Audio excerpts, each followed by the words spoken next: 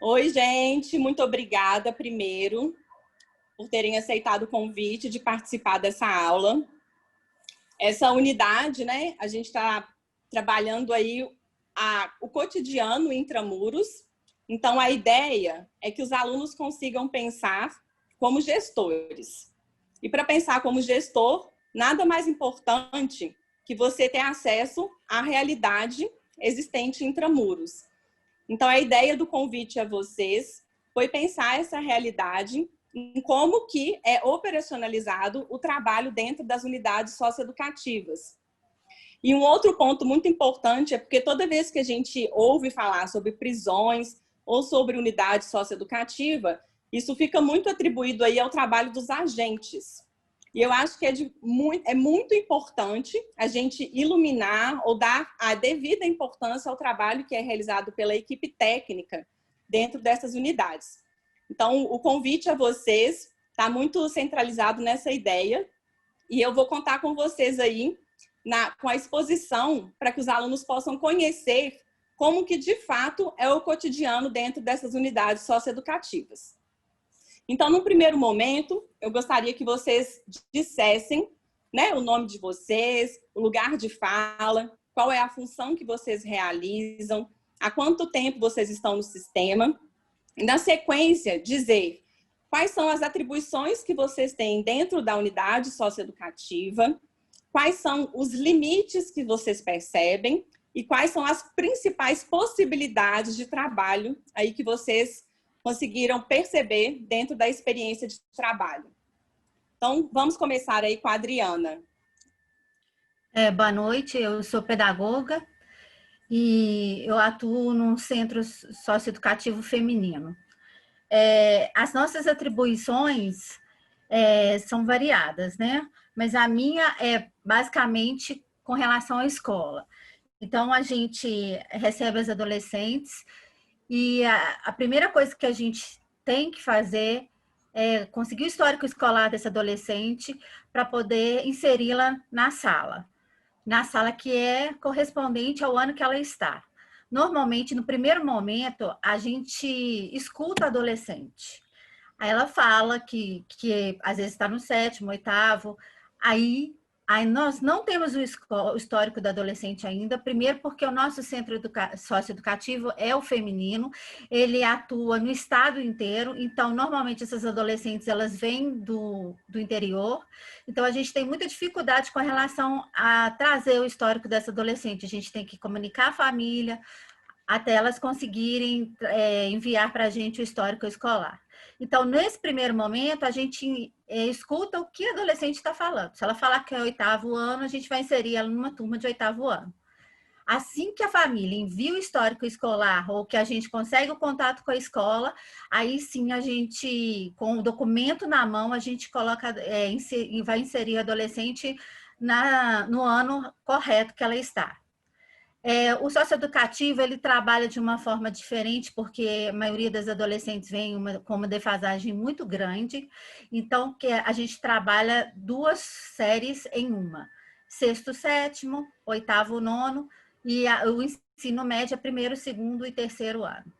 Então, a partir do momento que a gente insere esses adolescentes na sala de aula, aí a gente vai começar a trabalhar as dificuldades dela.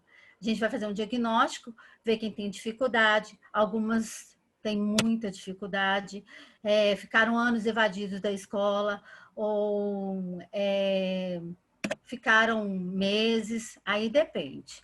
Então, a gente vai sondar essas dificuldades da adolescente.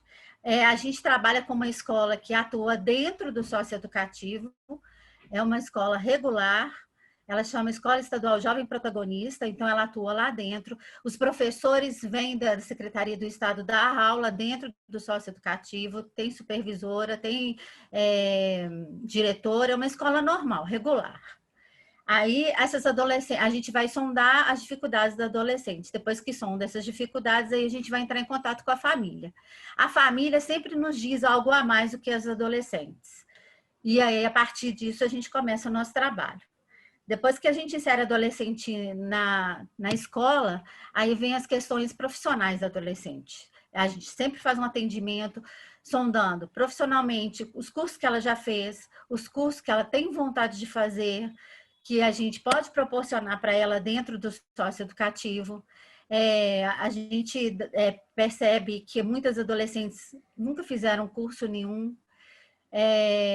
As famílias também não puderam proporcionar a esses adolescentes uma diversidade de escola, curso e outras coisas. Então, lá dentro é o momento delas conseguirem fazer isso.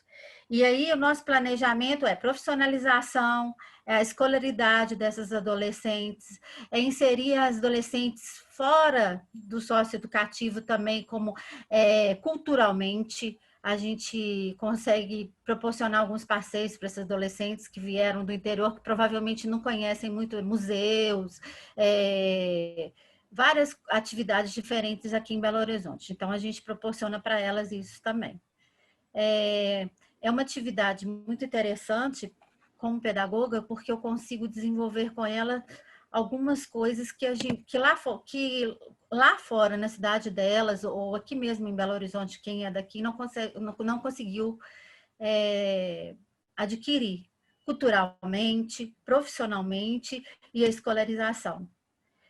A gente tem adolescente que já conseguiu formar no ensino médio, nós temos adolescentes que estão caminhando para a formação de curso superior e são basicamente esses fatores. A gente enfrenta algumas dificuldades como profissionalização. Antes nós tínhamos muitos parceiros que trabalhavam com a gente. Ultimamente a gente não tem esse número grande de parceiros, mas a gente trabalha muito diretamente com o Senai, com o Senac, com a Rede Cidadã, e a gente consegue proporcionar para muitas adolescentes trabalhar a questão do empreendedorismo, que eu acho que é importante para a cidade com que elas vão retornar, logo elas consigam adquirir uma forma de trabalho ou pelo próprio Senai ou pela própria Rede Cidadã. Ultimamente, essas dificuldades são basicamente por falta de investimento, né? Políticas públicas ineficientes, né? Então, acho que é isso basicamente que acontece ultimamente no socioeducativo. Tatiana. Boa noite, meu nome é Tatiana Tironi, eu sou terapeuta ocupacional, trabalho já há 15 anos no sistema socioeducativo, eu já passei por unidade provisória, unidade de internação masculina, passei pela gestão, estou agora numa unidade feminina, e estou fazendo um mestrado, também estudando o programa de estudos da ocupação da UFMG, é um mestrado na Escola de Terapia Ocupacional, que eu estou pesquisando também o público do socioeducativo, né? E aí, para falar um pouquinho, assim, das minhas atribuições, a terapia ocupacional, né, tem muitas coisas que fazem parceria com a pedagogia, né? E é uma profissão muito abrangente, que faz muitas coisas, né? Então, quando a adolescente chega, a gente faz o histórico ocupacional da adolescente para tentar entender essa trajetória ocupacional da vida dela, do cotidiano, do dia a dia dessa menina, de como que foi a vida dela até ali, o que ela teve de experiência, o que ela vivenciou até chegar aqui. A profissionalização também é um eixo, né, que a terapia ocupacional acompanha. Quando o adolescente traz alguma demanda de curso profissionalizante, a gente vai qualificar essa demanda, né? Entender o porquê dessa demanda, porque às vezes os meninos falam assim, eu quero ser cabeleireiro. Por quê? Porque o menino falou aqui que tem curso, né? Mas nem é uma questão para ele. Então, a gente vai qualificar essa demanda e muitos adolescentes, eles não têm nem noção do que eles querem fazer, então a gente vai também trabalhar a ampliação do leque de possibilidades, apresentar, né, possibilidades nesse campo de profissionalização para os adolescentes. Uma função também da terapia ocupacional é acompanhar os parceiros da unidade, né? Então a gente tem aí os parceiros da espiritualidade, né, de várias religiões que prestam assistência religiosa para os jovens, meninos e meninos dentro da unidade, fora também, a gente que faz esse acompanhamento, essa parceria com eles. outros parceiros também, né, que fazem oficinas, que fazem outras atividades, né, na unidade. Hoje a gente tem oficina de teatro, a gente tem o programa Superação, que oferta atividade esportiva, né, e cultural. Então, tem todos parceiros, assim, a terapia ocupacional fazer esse acompanhamento, esse contato direto com eles. A gente também é responsável pelo planejamento da rotina da unidade, né, com quais as oficinas que vão acontecer, qual horário que vai acontecer cada coisa, qual menina e qual menino que vai estar em cada lugar, em cada momento do dia, né? A gente vai fazendo essa adequação da rotina e essa adaptação.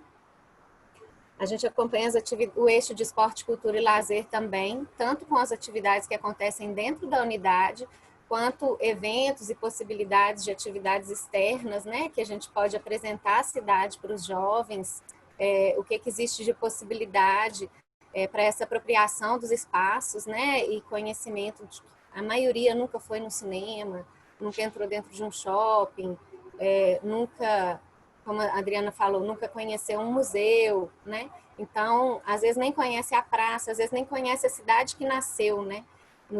Nas unidades masculinas, que a maioria dos meninos são de Belo Horizonte, muitas vezes o menino não conhece nem a Praça 7, né? Então, a gente vai apresentando a cidade para esses jovens e o território também, para eles irem se apropriando e entendendo, isso é público, eu posso, eu tenho direito, né? Então, nesse sentido também.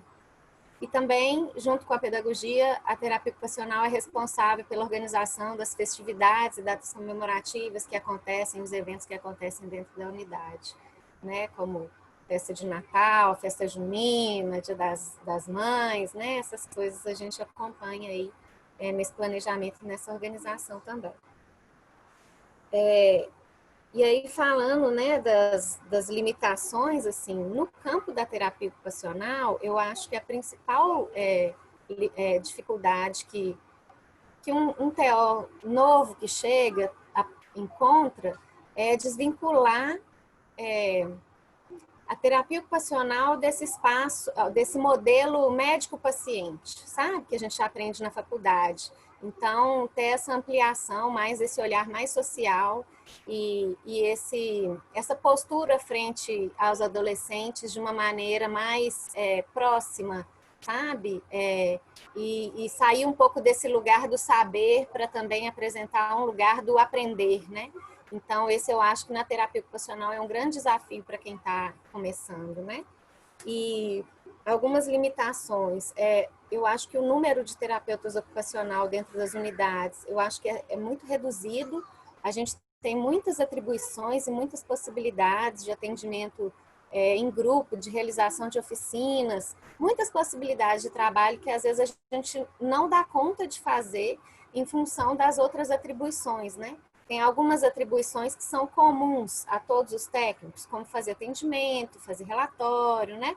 E aí a gente às vezes fica envolvido com coisas, com algumas coisas, e você tem que priorizar algumas coisas e deixa de fazer outras, às vezes, porque a gente é um profissional sozinho em cada unidade, né? É um TO em cada unidade. Então, eu acho que são limitações. A questão da infraestrutura da unidade também, eu acho que é uma limitação para todos nós que somos trabalhadores, né, de um espaço que não é um espaço apropriado, né, para um trabalho saudável.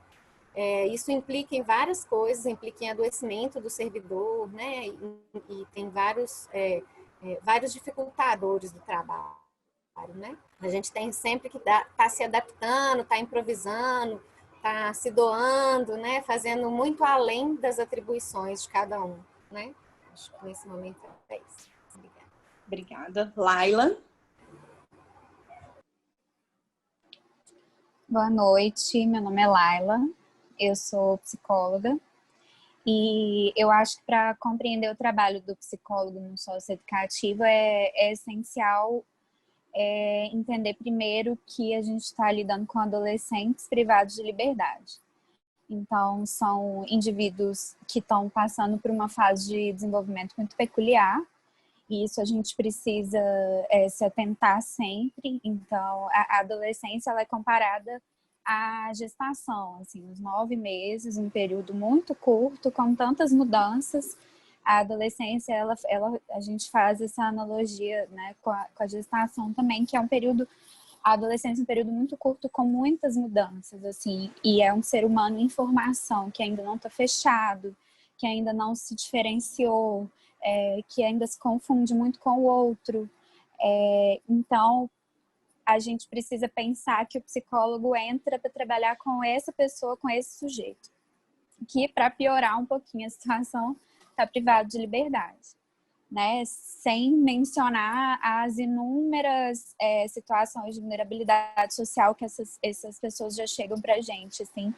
É uma característica aqui do nosso país, que a população que está privada de liberdade também é uma população com muitas vulnerabilidades sociais.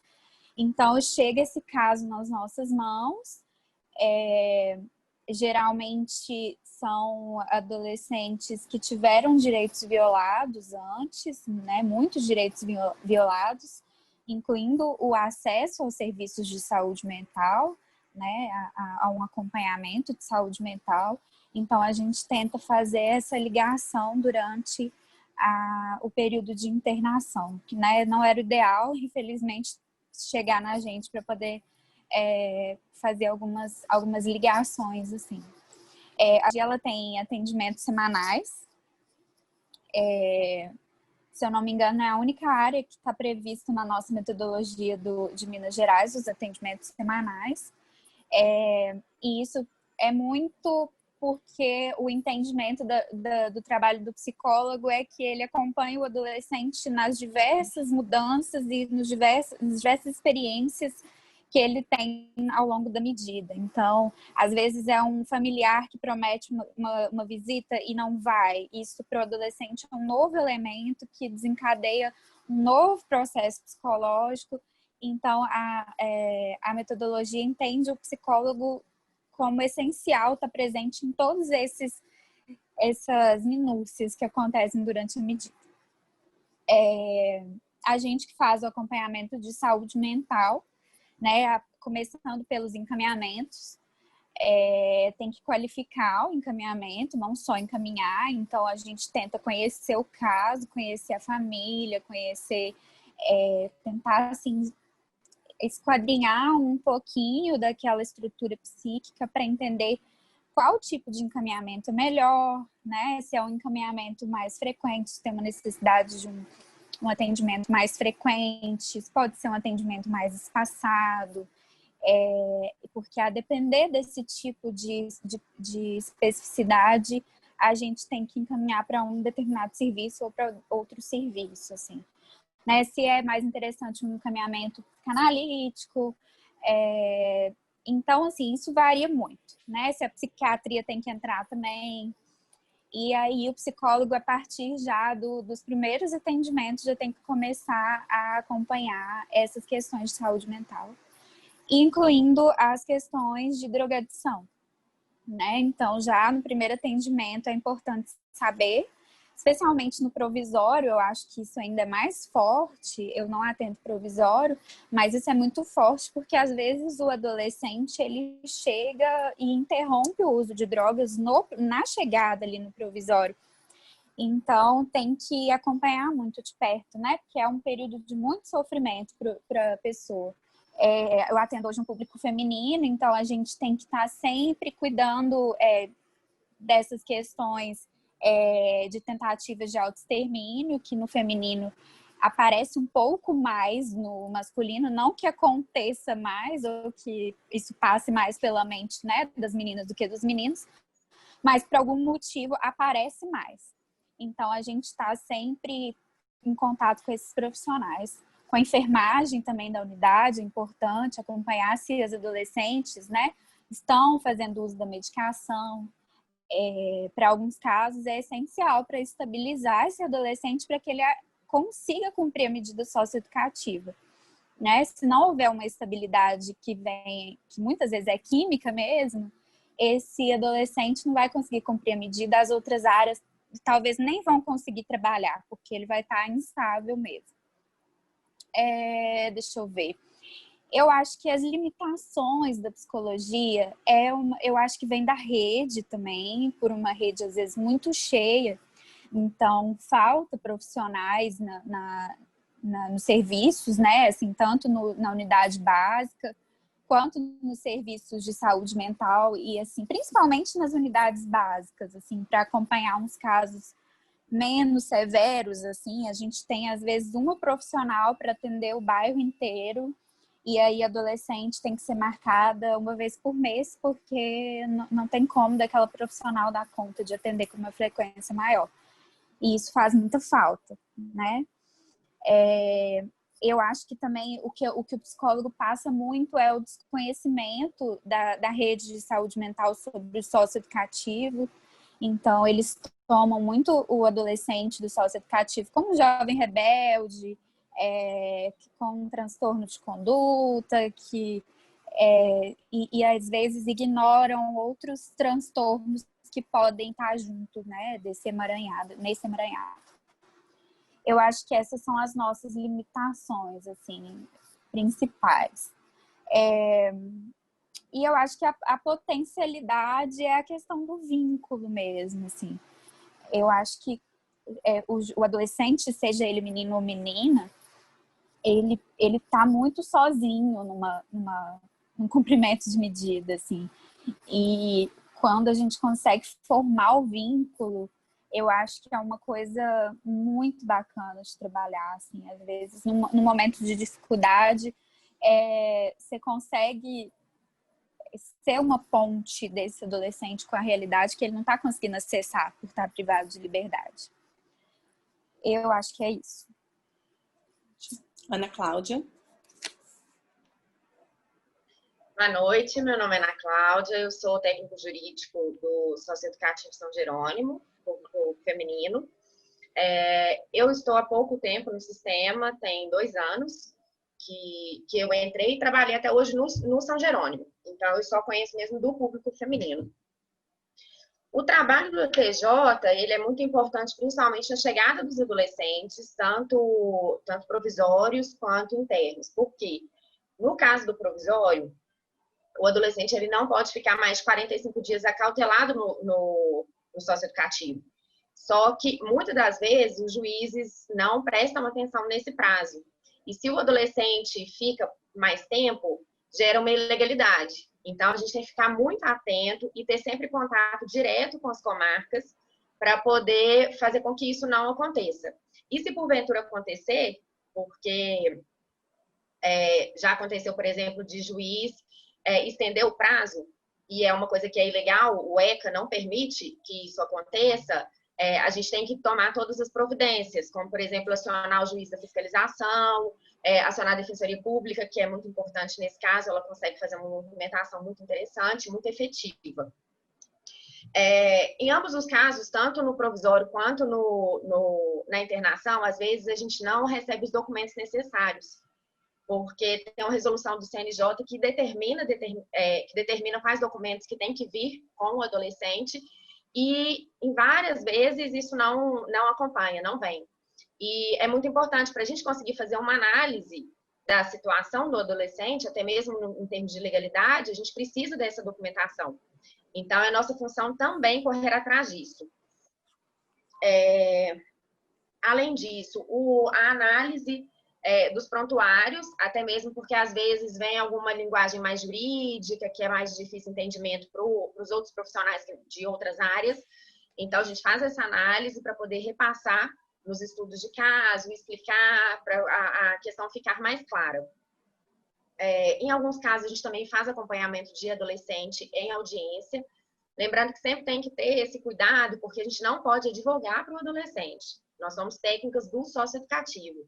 Então, tem que ter, porque é uma linha muito tênue.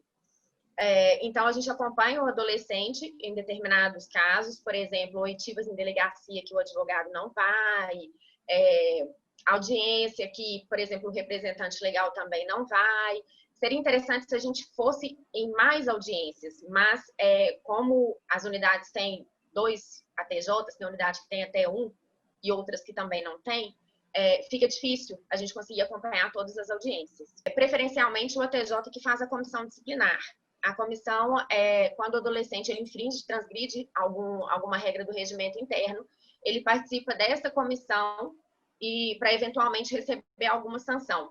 Então, preferencialmente, o ATJ participa, até mesmo para verificar se está tudo legal em relação a essa comissão disciplinar. Vamos lá, para a parte de possibilidades, às vezes vai ser dentro do socioeducativo que alguns direitos vão ser efetivados, né? Então, aqui em Belo Horizonte, a gente tem um contato muito próximo com a Defensoria Pública e com o Ministério Público.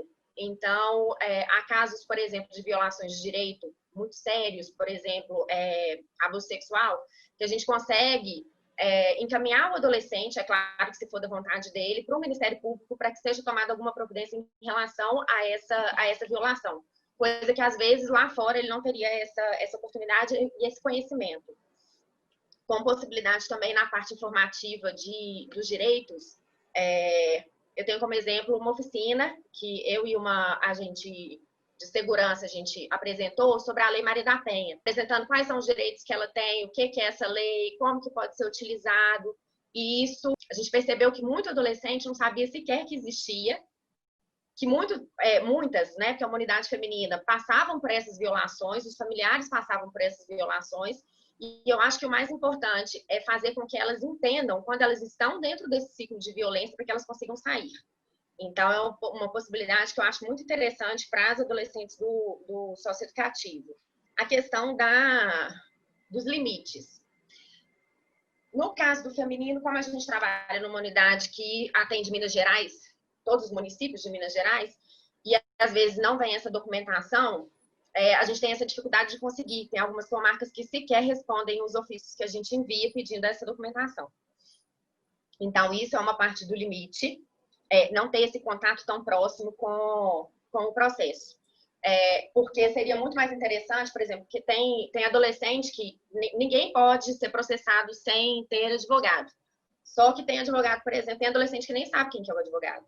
Então, ela quer determinadas informações, ela precisa e ela tem direito de saber dessas informações, e às vezes, como a gente não está próximo, a gente não consegue obter para poder repassar para o adolescente.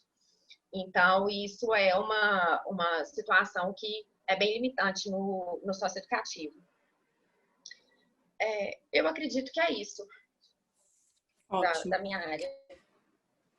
A gente tinha aqui o Hudson para falar sobre o serviço social, mas parece ter uma falha técnica. Então, eu vou assumir esse lugar, já que eu sou assistente social também, né? Trabalho no sistema. Vou trazer um pouco da minha percepção sobre esse trabalho.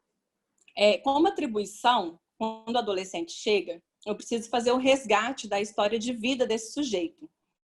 Então, esse resgate é tanto a partir do ponto de vista do adolescente, das percepções, assim como da família. A família tem uma importância muito grande nesse resgate. Então, a gente faz contato com os familiares, e esses familiares são aqueles que são nomeados pelo adolescente, né, como referência. Então, a gente não está falando aqui de vínculo sanguíneo. A gente fala família num sentido, numa noção mais ampliada. Então, a gente faz contato com essas pessoas que são as referências do adolescente e fazemos contato também com a rede socioassistencial. Aí temos o CRAS, Conselho Tutelar, o CREAS. Então, a gente faz um resgate do percurso do adolescente ou da adolescente pela rede. Esse adolescente já foi atendido ou não? Então, qual foi a história de vida dele desde quando ele nasceu até o momento atual?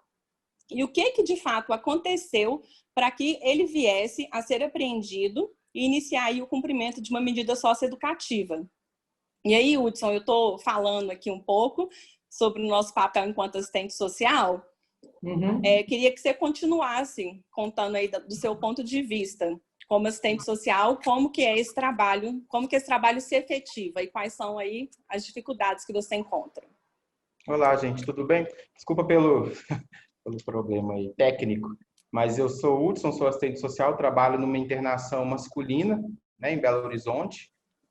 A gente recebe um público de adolescentes sexo masculino dos 14 aos 21 anos de idade, e o trabalho do assistente social, né, especificamente uma unidade de internação, efetivamente, né, o trabalho do assistente social. O assistente social lida com o eixo família e relações sociais, E dentro da medida de internação, esse eixo, né, ele parte do pressuposto de que a gente vai fazer um trabalho com a família desses adolescentes que estão em cumprimento de medida de internação.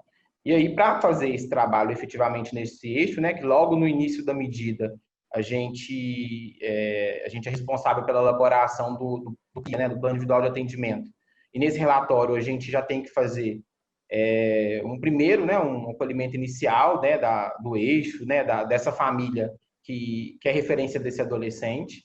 Então, o trabalho com esse eixo e o trabalho do assistente social, ele começa no adolescente, né, com o atendimento inicial, os atendimentos individuais, e, né, eu acho que ultrapassa um pouco, né, o público, né, porque a gente faz um acolhimento inicial dessas famílias que estão, né, das referências familiares que visitam o adolescente na unidade, ou então, né, dos adolescentes que não têm uma referência. A gente tem que fazer uma busca ativa, um mapeamento. Aí, gente, continuando um pouco do que o Hudson estava falando, como assistente social, a gente encontra uma série de limites nesse trabalho quando a gente tem famílias, quando a gente tem adolescentes que não têm uma referência. E aí a gente vai se deparar com abrigos, com adolescentes com trajetórias de ruas. Então, realmente, esse é um entrave que, de fato, a medida socioeducativa não tem como resolver ou responder.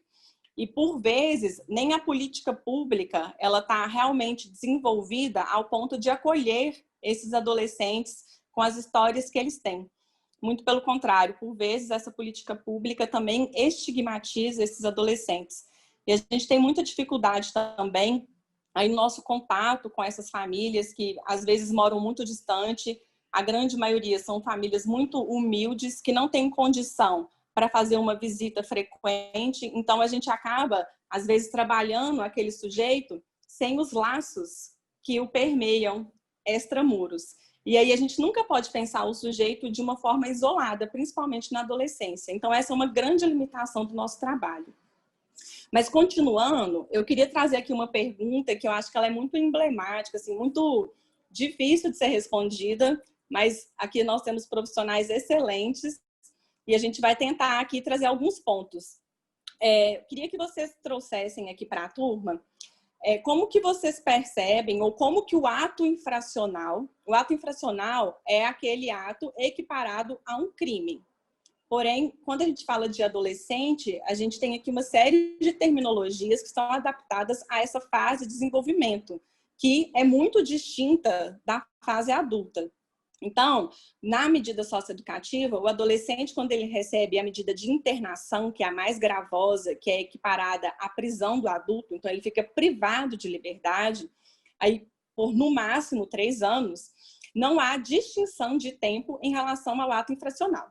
Então, um adolescente que cometeu um homicídio, ou um adolescente que cometeu um furto, ou um roubo, ele pode receber uma medida socioeducativa de internação, independente do ato infracional. E não há uma medida para quem cometeu um homicídio ou uma medida para quem cometeu um roubo, por exemplo. É a mesma medida socioeducativa. Então, vocês aí na atividade que vocês têm, como que vocês percebem o ato infracional dentro da medida socioeducativa? E aí, vamos lá, Laila. Bom, a medida, ela vem em um determinado momento da história do adolescente, que pode ser tanto no início da trajetória infracional, como no meio ou como no fim, né? Tem um lugar que aí vai depender de N fatores, até mesmo da subjetividade daquele juiz que pegou aquele caso e sentenciou, que vai determinar que vai ser uma internação ou que vai ser um outro tipo de medida. Então, pode ser que essa medida surja um pouco mais tarde na trajetória infracional do adolescente, mas pode ser que ela surja logo de cara, assim, que seja o primeiro ato infracional praticado, e aí ele já receba já uma internação que é a medida mais, assim, severa, né? Que é a da privação total de liberdade, sem contato nenhum com o mundo externo, a não ser aquele mediado pela unidade socioeducativa. E aí o ato infracional é interessante entender o o que aquele ato ele vem trazer naquele momento da história daquele sujeito, né? Então, a gente ultimamente assim, tem pegado muitos casos, assim, que o ato, geralmente, ele diz da história daquele sujeito, assim, e não tanto de um contexto social, né? Então, explico. Muitas vezes, aquele ato infracional vai entrar mais por influência de um contexto social, geral, mais estrutural, e em outros momentos, em outros adolescentes, outros sujeitos, vai entrar muito por causa daquela história em particular, assim, por causa daquele processo, assim. Então, casos, por exemplo, de reincidência no tráfico, esse tipo de coisa, diz muito mais de uma estrutura social do que de, às vezes, particularidades que levaram aquele sujeito a infracionar, assim, um problema familiar, por exemplo, quando chega para a gente uma situação de homicídio dentro da família. Às vezes indica uma situação de abuso dentro daquela família. Então, a gente precisa entender qual é o envolvimento daquele adolescente, daquela adolescente, com a trajetória infracional, né? É uma coisa que está na família já tem anos, né? Às vezes o pai já vem envolvido, a mãe tem envolvimento. Às vezes não, às vezes aquela adolescente vai ser a primeira pessoa a cometer um ato infracional ou um crime, né? Naquela família. Então é importante isso estar muito claro, não enxergar os casos como coisas muito uniformes, assim, né? Não é homogêneo, cada caso tem a sua particularidade. E entender como essa internação, em qual momento aquele ato infracional surgiu na vida desse sujeito, né? Foi no momento em que, às vezes, perdeu um familiar muito importante, às vezes é num momento em que tem uma descoberta, né, de um mundo social diferente. Às vezes aquele adolescente ele é tão trancafiado na família e descobre outras possibilidades de comunidade, né?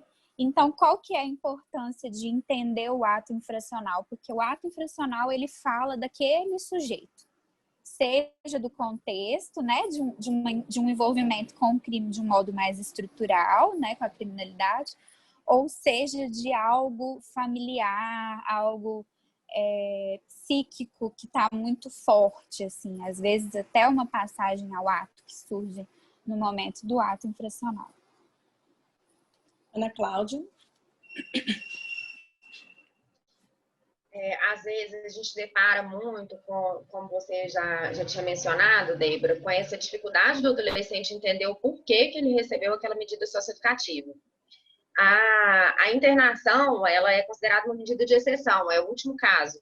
Então, diferente das outras medidas, cada uma tem seu requisito, né? Mas o requisito da medida de internação ele é muito claro, ele é muito específico. Você só pode internar um adolescente por 3 motivos. Que seria um ato infracional cometido com grave ameaça, ou então com violência à pessoa, reiteração no cometimento de outras infrações graves, então ele cometeu várias vezes infrações graves, ou então por reiterado e injustificável descumprimento de medidas anteriores. E a gente verifica muito a questão dessa subjetividade, apesar de ter esses requisitos, de ter que ser em algum desses casos, a gente verifica a subjetividade muito forte de juiz para juiz, e principalmente de comarca para comarca. Então, você vê os juízes do interior internando por casos que juízes de Belo Horizonte, por exemplo, não internariam. Por exemplo, um juiz de interior, ele vai internar com muito mais facilidade um adolescente que passou 2, 3 vezes por um tráfico, enquanto Belo Horizonte vai demorar 10 vezes para ele ser internado. Então, isso a gente visualiza. E para o adolescente, ainda pesa mais um pouco. Por exemplo, nessa parte também que a Débora falou, em relação de o adolescente, ele vai ser aplicado uma medida socioeducativa de internação por, no máximo, 3 anos, prazo indeterminado. Então, nesse caso, a gente não vai conseguir, por exemplo, falar assim, eu tive uma menor participação no ato. E os adolescentes, eles questionam muito isso. Por que que eu estou internada aqui, sendo que eu apenas estava lá? Eu não fiz, eu não esfaqueei a pessoa. Então, por que que eu estou aqui, sendo que o outro cometeu o ato com uma gravidade muito maior? Então, isso já é difícil o entendimento para o adolescente, principalmente porque no caso do maior não é assim. Então, é muito necessário para o adolescente cumprir a medida e se responsabilizar, que ele entenda qual que é a participação dele naquele ato, por que que ele participou, e que só o fato dele estar aqui naquele momento e ter deixado aquilo acontecer já faz com que ele tenha participado desse ato.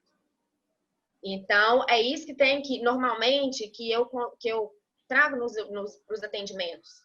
Na hora que o adolescente questiona, mas por que que eu estou aqui, sendo que eu não participei muito, sendo que foi pouca a minha participação, né? Nesse sentido. Então, eu acho que isso é muito importante para que o adolescente consiga se responsabilizar. E, além disso, também uma análise do histórico infracional. Faz parte do atendimento do ATJ, eu acho que isso para dar um sentido para o adolescente enxergar por que que aquilo ali está acontecendo, por que que ele foi terminar numa internação, ou como a Laila falou, ele inicia numa internação, o primeiro ato que ele comete, ele já é internado, o outro comete 10 para ser internado logo depois. Então, ele precisa entender por que daquela trajetória, o que está acontecendo na vida dele, para que ele cometa aqueles atos infracionais e acabe ficando lá. E, além disso, para além dessa medida, é para o momento que ele sai. Porque não adianta nada ele cumprir uma medida socioeducativa e não entender que quando ele sair, ou ele muda as atitudes dele, ou ele vai voltar para o socioeducativo. E, dependendo da idade, ele já vai até para o prisional. Então, isso precisa ser trabalhado dentro da medida, esse histórico infracional dele, para que haja uma responsabilização de fato desse adolescente. Tati, eu queria ouvir você também. Eu queria só que você pontuasse um pouco como que o ato aparece também em relação ao tempo. Além do que você já ia falar. Vou falar um pouquinho também. Então, muita coisa para falar, né? Eu acho que esse é um tema muito polêmico, assim. Eu fui anotando algumas coisas aqui para eu não me esquecer, mas isso que a Ana traz, da questão da exceção, né? Da internação, e eu estou estudando isso, a gente observa que isso não é um critério tão respeitado assim, né, pelo Poder Judiciário. Então, a gente vê, inclusive, nos estudos que apontam um grande percentual de atos infracionais contra o patrimônio, né, que não deveriam, atos que não deveriam ter recebido medida de internação e de adolescentes que estão internados, né. E aí, uma outra coisa que chama atenção é que o público que está privado de liberdade no Brasil, não só no Brasil, mas no mundo, é um público que tem características muito específicas, né? Que é o público preto, pobre e vulnerável, né? Infelizmente, isso não é uma realidade só do Brasil, né? Eu fiquei muito triste quando eu descobri isso, né? E os estudos apontam que isso não está vinculado ao fato de que a pessoa que é pobre, que está passando necessidade, comete mais atos infracionais. Na verdade, isso tem a ver com uma relação com a questão do recurso, porque jovens de classes mais abastadas, eles têm, inclusive, podem, inclusive, cometer mais atos infracionais do que os jovens vulneráveis, mas eles têm recursos muito mais favoráveis de conseguirem se defender e não chegarem ao socioeducativo e à privação de liberdade, né? E, além disso, a gente tem também um preconceito mesmo, uma discriminação do Poder Judiciário com relação à classe e à cor, né? Então, não sou eu dizendo isso, tem vários estudos que apontam esse preconceito, né? Essa discriminação. Então, eu entendo, assim, que hoje o sistema socioeducativo, ele é planejado em cima desse público específico. Eu já discuti várias vezes com colegas de trabalho que se chegasse um adolescente de classe média alta, com todos os direitos garantidos, a gente não saberia o que fazer, né? Porque eu acho que o trabalho, ele gira muito em torno da garantia de direitos desses jovens, que chegam quase todos com direitos violados, né? Muitas vezes, desde a infância, esses jovens têm direitos violados, e aí o que não deu certo no decorrer da vida deles culminou na chegada deles na privação de liberdade. E aí a tentativa, muitas vezes, é de garantir esses direitos para que o adolescente consiga se restabelecer e consiga construir uma nova trajetória, né? Então, a Laila trouxe um pouco dessa ideia, né, do contexto, do macrosocial, né? A psicologia atua muito nessa questão do microsocial, do que é o particular, da estrutura psíquica, né? Mas tem todo um sistema e um contexto macrosocial que muitas vezes o que o adolescente comete, eu questiono assim, será que foi uma escolha, né? Eu acho que muitas vezes é uma falta de escolha, né? É uma falta de possibilidade, uma falta de oportunidade, né? É um repetir, né? De histórias, né? De vidas que se repetem, né? Assim, de vidas que não têm possibilidades diferentes dessas, né? Então eu acho que muitas vezes a gente atua para tampar esses furos, né? Da rede que foi acontecendo ao longo do caminho. Eu questiono se a gente conseguisse garantir todos os direitos desses jovens, será que teriam tantos jovens privados de liberdade, né? Será que teriam tantos jovens infracionando, né? É uma questão assim que eu trago, que me faz pensar. E aí, com relação aos adultos, né? Quando a gente compara, inclusive o tempo, né?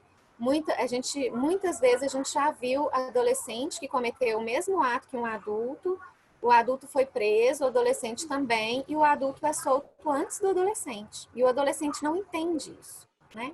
Mas por quê? Eu estava junto com ele, fulano já está solto, né?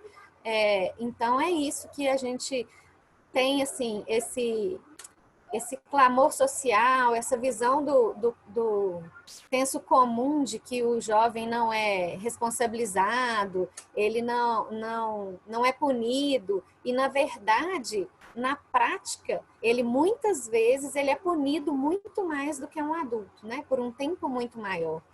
Por uma série de questões, porque às vezes um adulto ele é condenado a 6 anos, mas aí ele vai cumprir só 1/6 da medida, da pena, quer dizer, né? E aí ele vai ser liberado antes. Tem uma série de fatores que explicam, né, essa diferença na prática de um tempo maior de um adolescente. E outra questão também é porque às vezes o adolescente cometeu um ato muito leve e ele fica mais tempo, né? Muitos atos que um adulto nem chegaria a ter uma privação de liberdade e um jovem chega a ter privação de liberdade, né? Outra coisa que eu observo também com relação ao tempo da medida é que muitas vezes a questão da vulnerabilidade do adolescente faz com que ele permaneça mais tempo na medida por uma dificuldade de articulação de rede para poder possibilitar o desligamento desse jovem, do que às vezes, do que isso está relacionado às vezes ao ato infracional, né? Então, às vezes, os jovens que não têm família, que são de abrigo, têm trajetória de rua, né? Não tem essas referências, às vezes o ato é leve, né? Tem situações que o adolescente está ali numa situação de rua e comete um ato, às vezes, próprio da sobrevivência, e aí ele fica ali por muito mais tempo, né? Pelo mesmo tempo ou mais do que um jovem que cometeu homicídio, né? Então, eu acho que a política, ela ainda é pensada e formada para atender esse público vulnerável, né? Então, eu acho que são questões, assim, que a gente precisa pensar muito, né? Quem é que está privado de liberdade, né? Assim, que atos são esses, né? É isso que eu queria comentar. Ô, gente, eu vou aqui, então, para o encerramento, né? Para a nossa última questão. Vamos trazer um caso real para os alunos poderem visualizar um pouco de como que a gente trabalha e como que essa informação chega para a gente. Então, como vocês estão percebendo, né? Nós estamos falando aqui da equipe técnica, é uma equipe multidisciplinar, composta por terapeuta ocupacional, psicólogo, assistente social, ATJ, que é a formação em direito, analista jurídico, o pedagogo e temos também o enfermeiro. A gente não está contemplado aqui nesse grupo, mas nas unidades nós também temos. Isso não quer dizer que todas as unidades tenham todos esses profissionais, muito pelo contrário, a gente trabalha aí com uma grande defasagem profissional. Mas, em tese, a gente deveria ter todo esse corpo de técnicos e não somente um deles, que é a contagem numérica do número de profissionais tem a ver com o número de adolescentes. Então, vamos pensar aqui um caso real.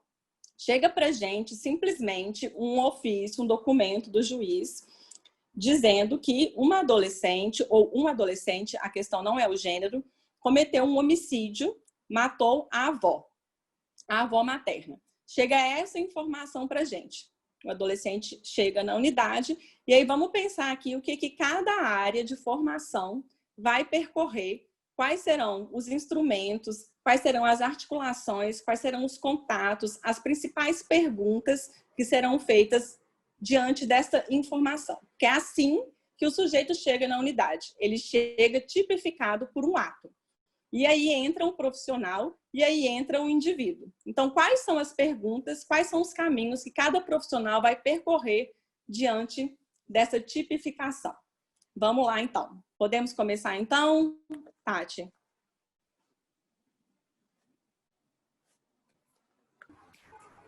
Então, eu acho que a primeira coisa que a gente tem que fazer é olhar o sujeito como um todo, né? Como um indivíduo e não trazer o ato infracional como principal, né, questão. A gente tem que enxergar o sujeito por trás do ato infracional, né? Então, eu acho que a primeira questão que a gente tem que trazer é compreender, né?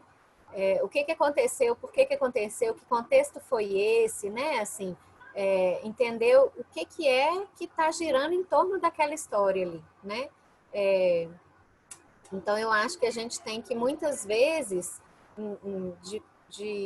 independente do ato infracional, conseguir entender a história e identificar quais são os pontos que a gente pode contribuir para o trabalho desse jovem, né? Assim, para a gente conseguir fazer o desligamento dele o mais breve possível, né? Que isso é um princípio da medida.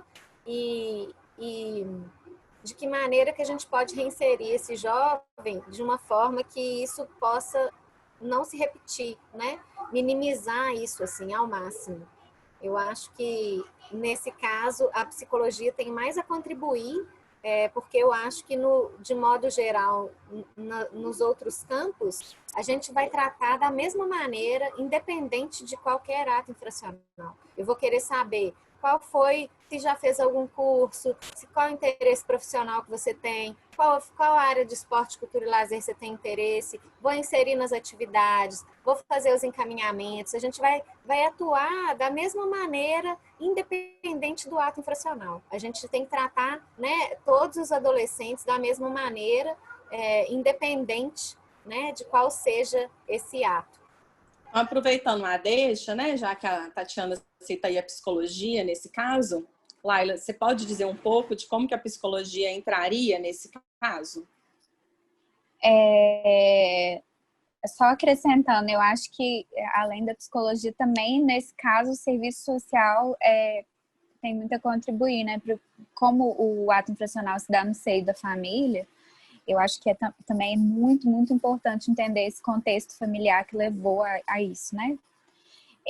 Mas é muito importante, assim, em alguns casos, porque esses casos, assim, já chegam com muita comoção, né? Já chegam com reportagem. Então, a gente já tem que chegar sabendo que a gente precisa se despir dessas questões morais, das coisas que a gente escuta nos jornais e que às vezes a gente já chegou no atendimento sabendo que caso é aquele, isso é muito comum quando o caso é muito de repercussão, assim. Então, a primeira coisa é a gente se despir disso para poder atender, né? Nesses casos, é muito importante verificar se a gente não está lidando com um transtorno. né, um transtorno psiquiátrico mais sério, assim, se é o caso de uma psicose, né, porque geralmente as relações intrafamiliares, né, são relações de afeto positivo. Então, se chegou a um nível de um cometimento de um ato infracional, né, de um homicídio dentro da família, a gente precisa entender se aquele sujeito ele não precisa de um acompanhamento psiquiátrico psicológico, né? Isso é muito importante. E como que a gente vai fazer isso nos atendimentos e encaminhando propriamente, né? É importante que esse sujeito ele apresente a necessidade de ser encaminhado, né? Então, se esse adolescente chegar para você e falar assim, não, tô tranquilo, tô de boa, não acho que o que eu fiz tenha implicações, não está me angustiando, não é motivo de angústia, então, não acho que tem motivo para conversar com outra pessoa para ser encaminhado, né? Então, você não encaminha. Então, depende muito daquilo que o sujeito apresenta para você no atendimento. Mas, de um modo geral, eu acho que é muito interessante a investigação em atos infracionais mais assim, pesados, né? Que a gente sabe que mexe com a estrutura psíquica, principalmente de um adolescente que ainda não está com a estrutura formada, né? Está em desenvolvimento. É importante esse encaminhamento para o acompanhamento, né? Esse adolescente também ele vai lidar com as questões, perdeu um membro da família, foi pelas próprias mãos, vai revisitar a cena do ato infracional algumas vezes, isso é muito comum. Então, é importante que tenha o encaminhamento e que também tenha uma investigação de se existe um sofrimento psíquico que também merece atenção, que levou à prática daquele ato infracional. Hudson, fazendo então aí o caminho, você pode contar um pouco como é que o serviço social entra, no caso? Meu áudio tá bom, Débora? Tá. Tá, ótimo. Eu acho que eu vou muito nessa toada que a Laila traz pra gente, assim, dessa conversa do serviço social com a psicologia, porque geralmente esses casos chegam na unidade, né, assim, tendo um pouco o caso que você trouxe em tela, né, assim, a família vai chegar de alguma forma, né, assim, tanto ou a presença na unidade, como pela ausência, né, assim, considerando a repercussão do ato dentro daquele seio familiar. Então, essa conversa muito com a psicologia, muito da forma com que a gente vai lidar com as abordagens com essa família, vai dizer muito de como que vai ser a condução também, né, assim, porque isso que a Laila traz, assim, se for um caso de sofrimento mental, né, se um caso de algum tipo de transtorno, as ações com a família, com a mãe, com o pai ou com alguma referência familiar vai dialogar muito com o acompanhamento de saúde mental ou não, ou com também a forma com que a família aparece na unidade, né, assim, tanto pela presença ou muitas vezes pela ausência, né, assim, que a ausência às vezes vai significar uma fragilização de vínculo, vai significar a necessidade de busca de outro tipo de referência. Então, para além do ato, eu acho que o adolescente, né, assim, ele chega na unidade e essa história de vida dele vai aparecer de alguma forma. Então, né, assim, uma escuta mais empática, um acolhimento dessa história, dessa trajetória de vida, vai fazer com que a gente tenha algum tipo de intervenção ou não. Não é que seja no âmbito da saúde mental, que seja no âmbito da assistência social. Então, eu acho que as ações vão vir muito a partir da forma com que essa família ou essa referência familiar surge na unidade, né? Assim, muitas vezes a gente se depara com casos em que, de fato, o adolescente chega e junto com ele chega uma série de conflitos intrafamiliares, né? Assim, muitas vezes é o que vai levar muitas vezes à prática do ato infracional ou algo que que precisa de algum tipo de manejo, que não é só da unidade, aí eu vou dizer um pouco da incompletude institucional, né? Assim, que é algo que vai ser no território, que vai ser com as ações da assistência, da saúde mental, e aí o diálogo com a psicologia e com a comunidade socioeducativa vai acontecer de forma mais efetiva, porque as ações com a família, o atendimento individual, a visita domiciliar, que seja algum tipo de intervenção mais voltado para aquela realidade sociofamiliar, a gente vai ter que escutar um pouco aqui, escutar um pouco ali, até para poder nortear as nossas ações, né? Assim, partindo eu acho que do pressuposto do que vai surgir também no atendimento com o adolescente, né? Ana Cláudia, como é que esse caso entra aí no campo jurídico? Bom, no campo jurídico, a gente esbarra, a depender do adolescente, com o fato dele estar conversando com um advogado, né? Porque, às vezes, assusta e não quer nem contar sobre o ato. Outros disparam a falar como se a gente fosse defendê-los, né? Nesse sentido, e outros não vou falar, e por que você está aqui, não sei. Então, a gente esbarra um pouco nisso. Mas eu concordo com a fala de todos vocês, no sentido que tem que ter a gente tem que se despir, né? De todos esses pré-julgamentos que já chegam. Num caso desse, principalmente, quando a mídia entra, a gente tem que tomar um cuidado também com o direito do adolescente, porque a mídia vai tentar expor de todas as formas. Inclusive, às vezes, expõe até a imagem. Então, nesse caso, a gente tem que acionar o Ministério Público para que sejam tomadas todas as providências para que o direito do adolescente seja resguardado. Porque a partir do momento que o adolescente é condenado, a gente vai partir para a execução da medida socioeducativa. Nós, como socioeducativos, como centro socioeducativo, né? A gente vai acompanhar essa execução de medida.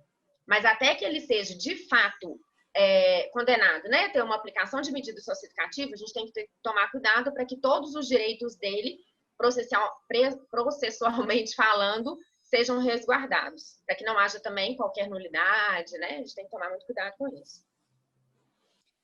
E aí, gente, um ponto muito importante também do nosso trabalho, né, nas unidades socioeducativas, é a produção dos relatórios. O Hudson chega a citar aqui, mas é através do relatório que o Poder Judiciário acompanha o cumprimento da medida desses adolescentes. Então, todos esses profissionais que falaram participam da produção desses relatórios. E um grande dilema, um grande desafio que a gente tem é de realmente conseguir imprimir ali o sujeito e nos desfazer das nossas morais.